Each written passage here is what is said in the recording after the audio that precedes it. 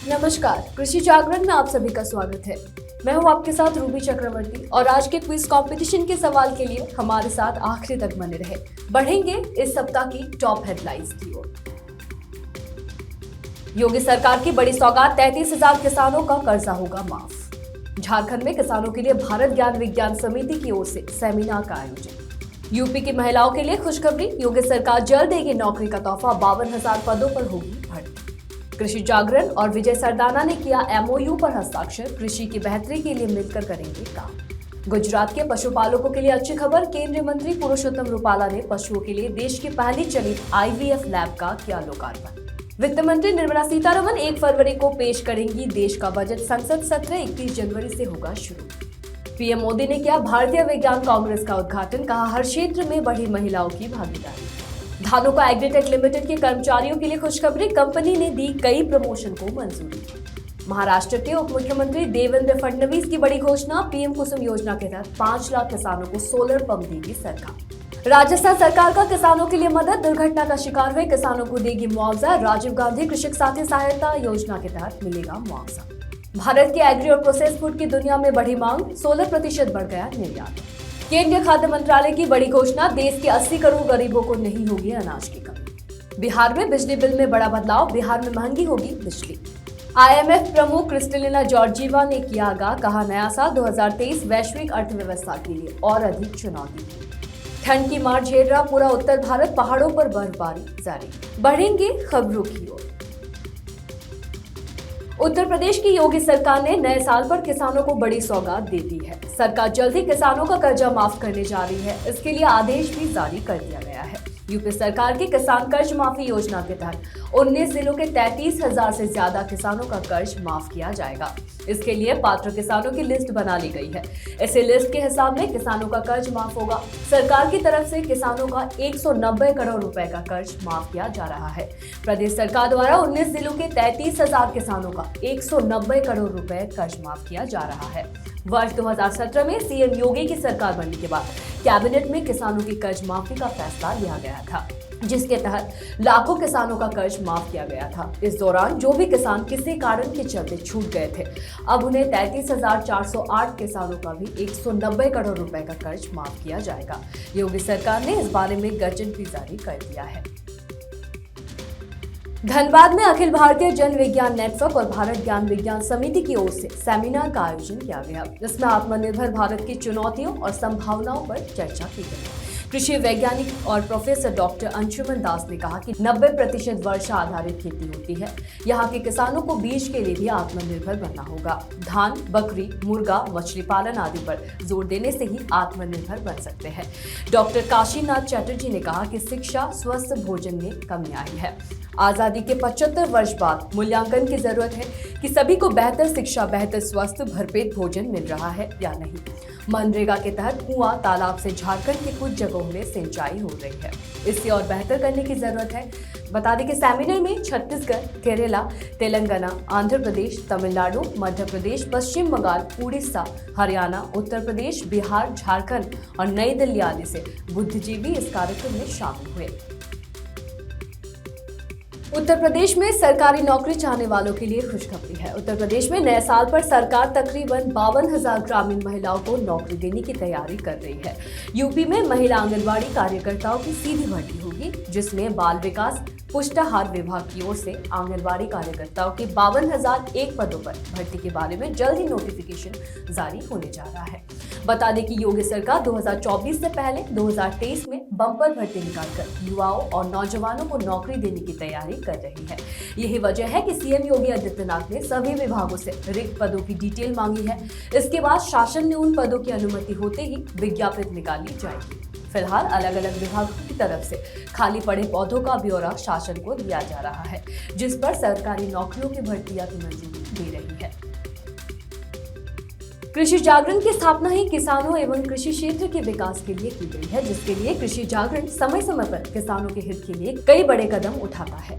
इसी कड़ी में 4 नवंबर को कृषि जागरण ने किसानों की बेहतरी के लिए कृषि क्षेत्र के जाने माने नाम विजय सरदाना के साथ उनकी बेटी ने MOU पर हस्ताक्षर किया है।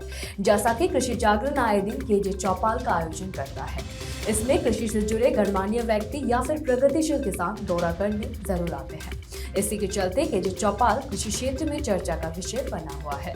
इसी कड़ी में कृषि जागरण चौपाल में विजय सरदाना ने शिरकत की।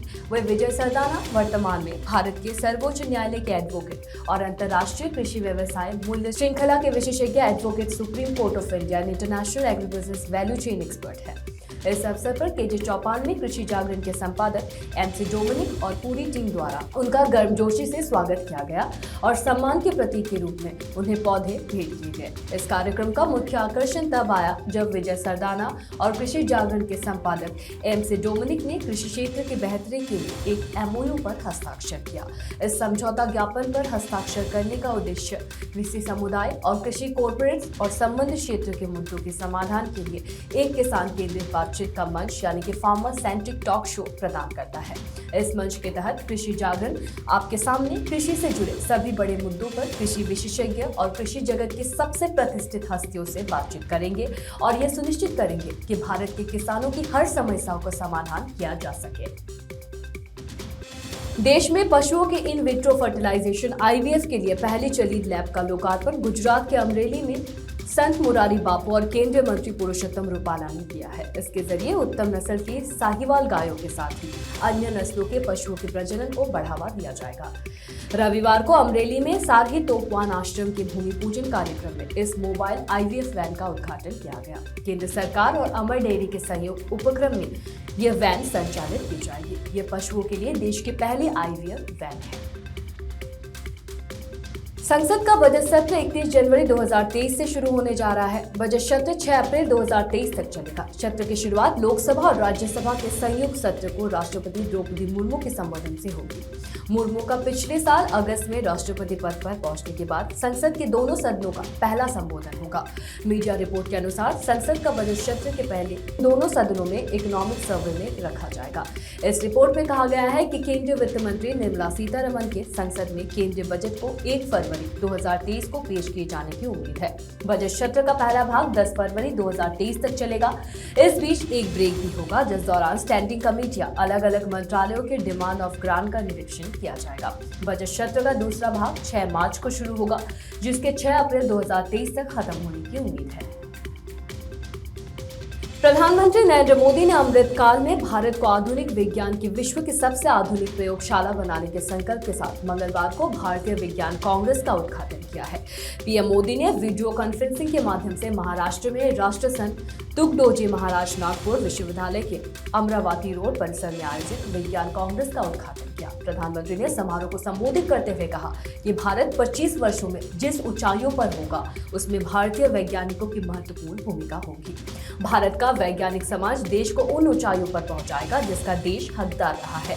ये मेरा विश्वास है। भारत में डेटा और प्रौद्योगिकी बहुमत है।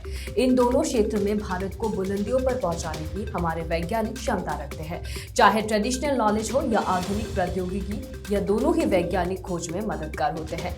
हम अपने वैज्ञानिक प्रक्रियाओं को और मजबूत बनाने के लिए खोजी प्रवृत्ति को विकसित करना होगा।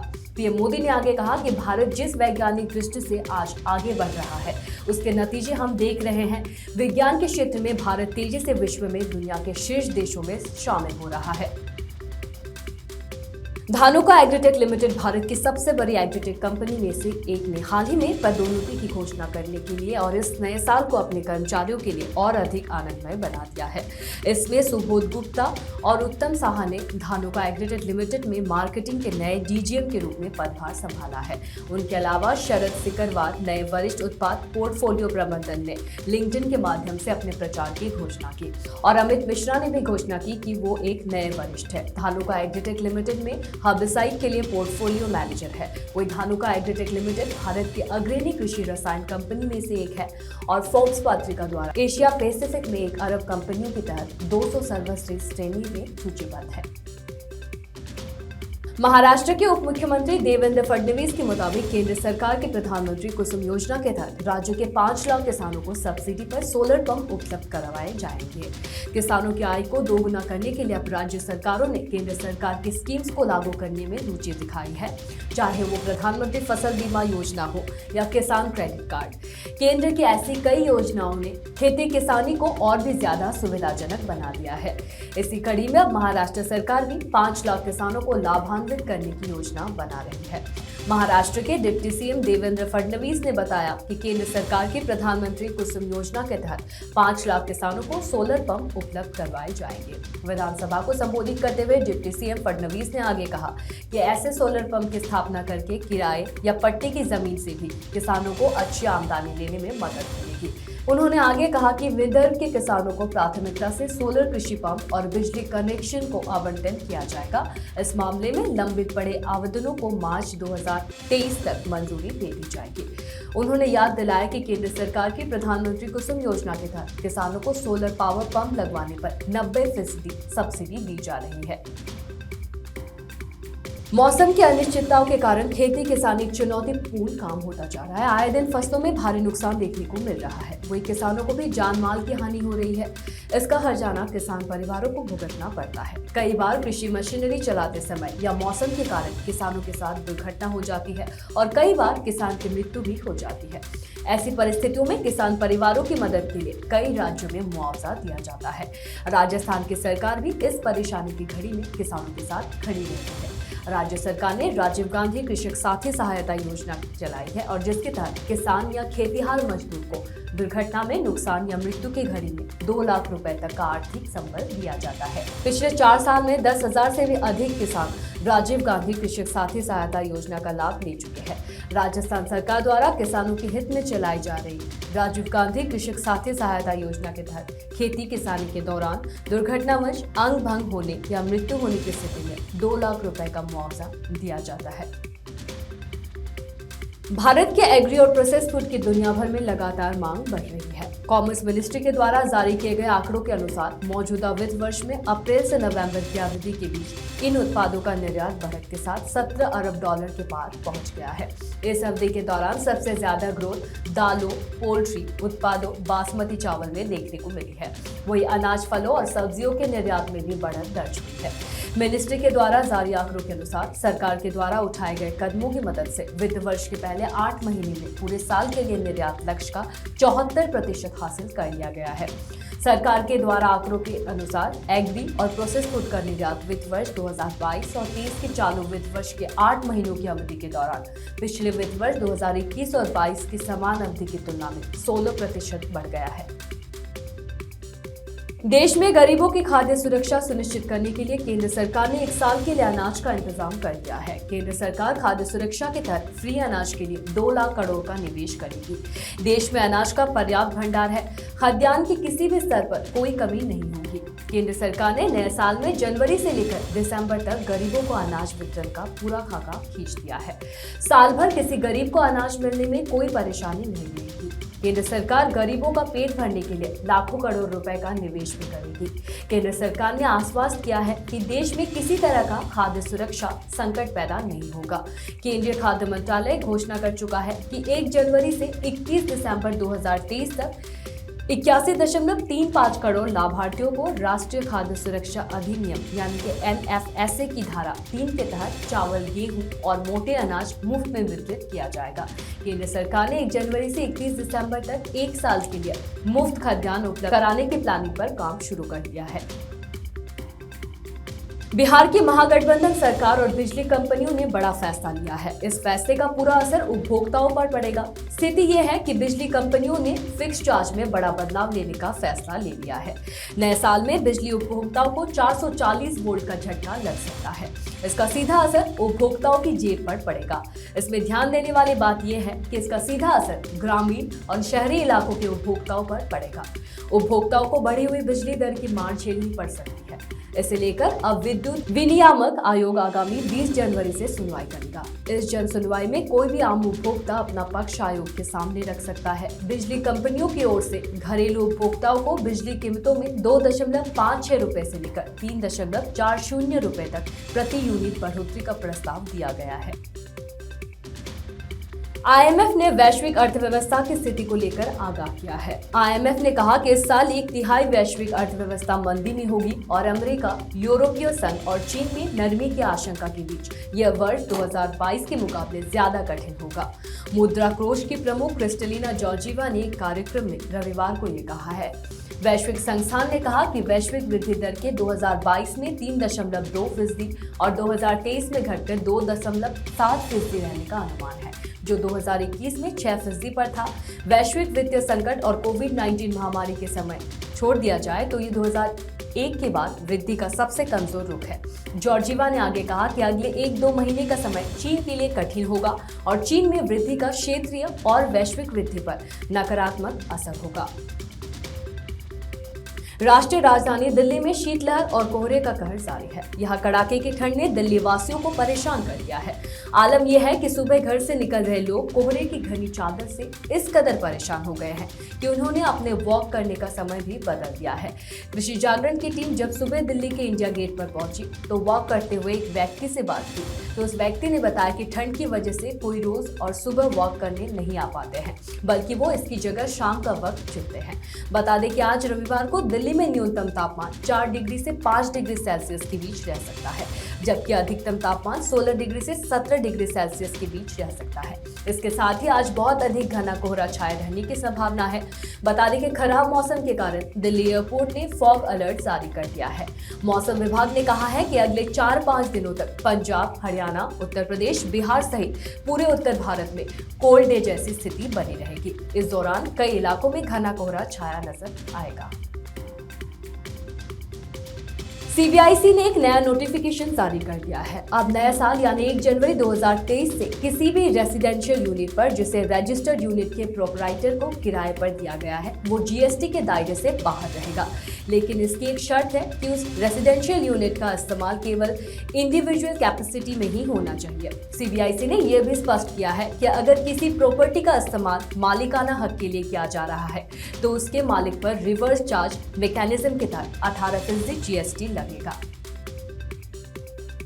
और आज FTB ऑर्गेनिक के क्विज कंपटीशन में आपके लिए सवाल है कि प्रजनक बीज टैग का रंग कैसा होता है, और आपके ऑप्शंस है नंबर 1 नीला, नंबर 2 सुनहरा पीला, नंबर 3 लाल, नंबर 4 सफेद।